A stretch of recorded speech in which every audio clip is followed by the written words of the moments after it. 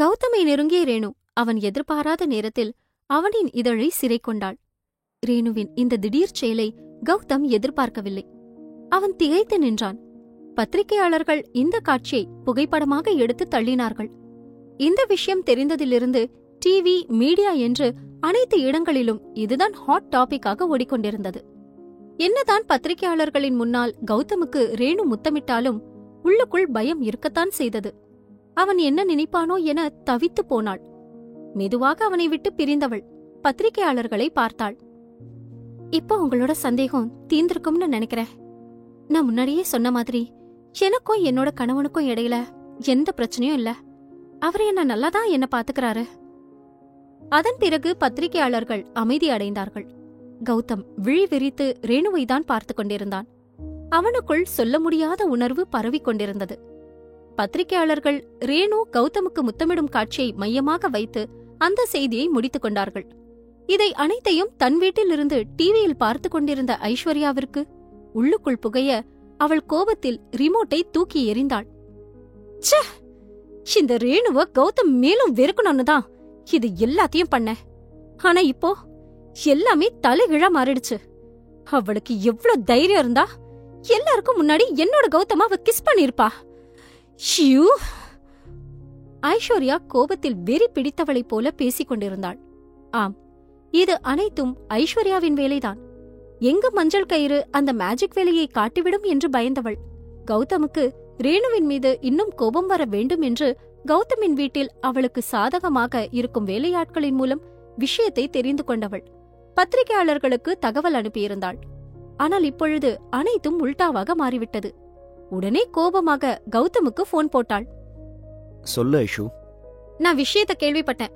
ஆனா நீ எப்படி அவளை உன்னை கிஸ் பண்ண விட்ட? ஐஷு, நான் இப்ப எதையும் பேசுற நிலைமையில இல்ல. நான் உன்கிட்ட அப்புறமா பேசுறேன். பாய்.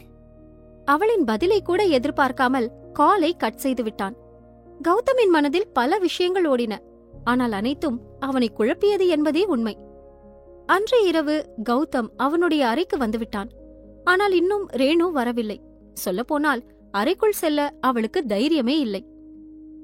இல்ல ரேணு, இங்கே படுத்து தூங்கிடுறீ. நேத்து வாங்கின அறைய இன்னும் தாங்க முடியல. இன்னைக்கு நீ பண்ண காரியத்துக்கு கண்டிப்பா கௌதம் உன்ன சும்மா விடமாட்டான். உனக்கு அவ்வளவு தைரியமா ரேணு? எல்லாரும் முன்னாடியும் அவனை கிஸ் பண்ணிருக்க. கௌதம் உன்னை அடிச்சு கொன்னாலும் அது ஆச்சரியப்படுறதுக்கு இல்ல என்று மூளை அவளை திட்டினாலும் மனமோ, ஆனா அதுக்கு நான் என்ன பண்ண முடியும்? இந்த விஷயத்தை யார் பிரஸ் கிட்ட சொன்னா? நான் கௌதம காப்பாத்ததானே அப்படி பண்ணேன். அவள் தனக்குத்தானே பேசிக் கொண்டிருந்தாள். அறைக்கு வந்த கௌதம் நீண்ட நேரமாக காலையிலிருந்து நடந்த அனைத்தையும் யோசித்துக் கொண்டு இருந்தான்.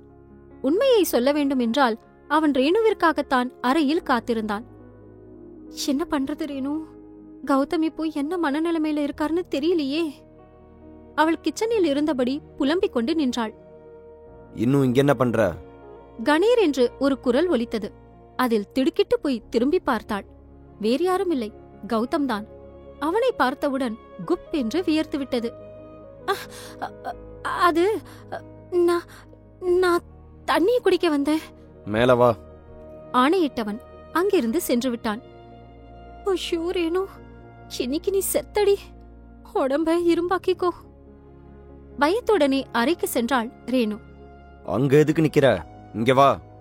அவன் குரலில் யமனை உணர்ந்தாள் ரேணு. பயத்துடன் சற்று நடுங்கியபடியே அவன் அருகில் வந்து நின்றாள். இன்னைக்கு நீ என்ன பண்ணனு தெரிஞ்சுதான் பண்ணியா? அழுத்தமான குரலில் அவளை மிரட்ட பயந்து போனாள் ரேணு. I'm sorry.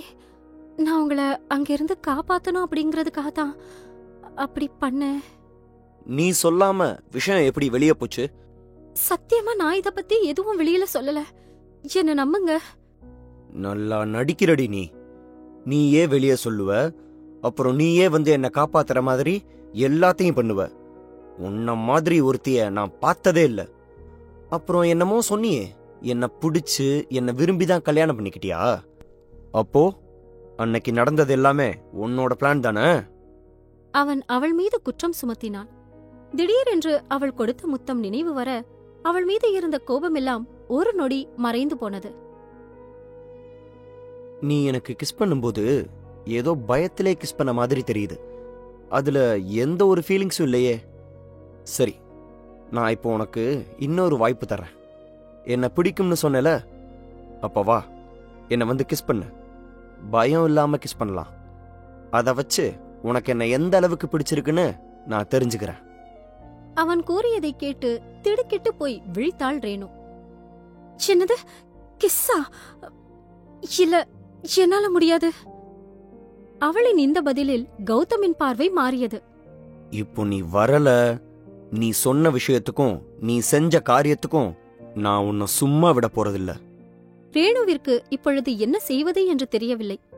வேறு வழியில்லாமல் சற்று தயக்கத்துடன் அவனை நெருங்கி வந்தாள். அவள் இன்னும் தயக்கத்துடன் நிற்க அவளின் கையை பிடித்து இழுத்தான் கௌதம். அதில் தடுமாறி அவனின் மடியிலேயே விழுந்தாள் ரேணு. முதல் முறையாக பெண் அவளின் மான் போன்ற விழிகளை அத்தனை அருகில் பார்த்தான். அந்த விழிகளில் எந்த ஒரு விரோதமும் இல்லை. படபடக்கும் அழகிய விழிகள். அவளின் விழிகளில் பதிந்திருந்த அவனின் பார்வை சற்று கீழிறங்கி மெல்லிய இதழில் படிந்தது. அவன் எங்கு பார்க்கிறான் என்று உணர்ந்தவள் உதட்டை கடித்து மெதுவாய் விடுவிக்க சிறிது உமிழ்நீரில் நனைந்து பளபளக்கும் இதழ்கள் அவனை தன்னிலை இழக்க வைத்தது. அந்த மெல்லிய இதழை சுவைக்க வேண்டும் என்கிற ஆசை எழுந்தது. இவள் யார்? இவள் தனக்கு என்ன செய்தாள்? இவள் மீது கொண்ட கோபமெல்லாம் எங்கோ பறந்து போக சட்டென்று அவளின் இதழை கவ்விக்கொண்டான். இம்முறை அதிர்ச்சி ரேணுவின் பக்கத்திலிருந்து வந்தது.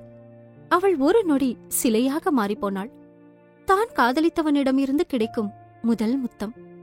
முதலில் அவள் அதிர்ச்சியில் கண்களை அகல விரித்தாலும் ஒரு கட்டத்தில் இமைகளை மூடி அவனின் முத்தத்தின் ஆழத்தை உணர ஆரம்பித்தாள்.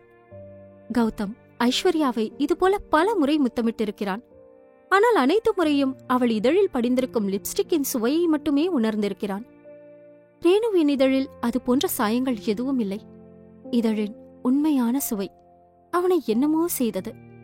அவனை மறந்தான். அவளின் இதழுக்குள் முழுமையாய் நுழைவதே தற்போதைய கடமை என்று நினைத்து அந்த காரியத்தில் இறங்கினான். அவளும் தனக்கு ஒத்துழைக்கிறாள் என்று புரிந்தது. ஆனால் அவன் கேட்கும் அசைவ முத்தம் அவனுக்கு கிடைக்கவில்லை.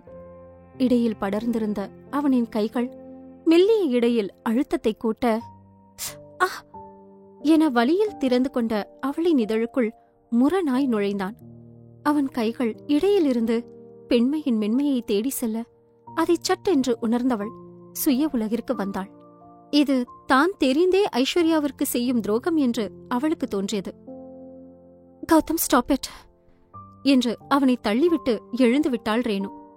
குழந்தைக்கு மிட்டாயை கண்ணில் காண்பித்துவிட்டு அதை சாப்பிடுவதற்கு முன்னரே கையிலிருந்து பிடுங்கிக் கொண்டது போல் இருந்தது கௌதமுக்கு. ஏய், ஏண்டி? அவளின் விலகலை ஏற்றுக்கொள்ள முடியாமல் வாய்விட்டு கேட்டான். ஆனால் அதன் பிறகுதான் இவ்வளவு நேரமாக தான் என்ன காரியம் செய்து கொண்டிருந்தோம் என்று அவனுக்கு விளங்கியது. என்னடா பண்ணிக்கிட்டு இருக்க?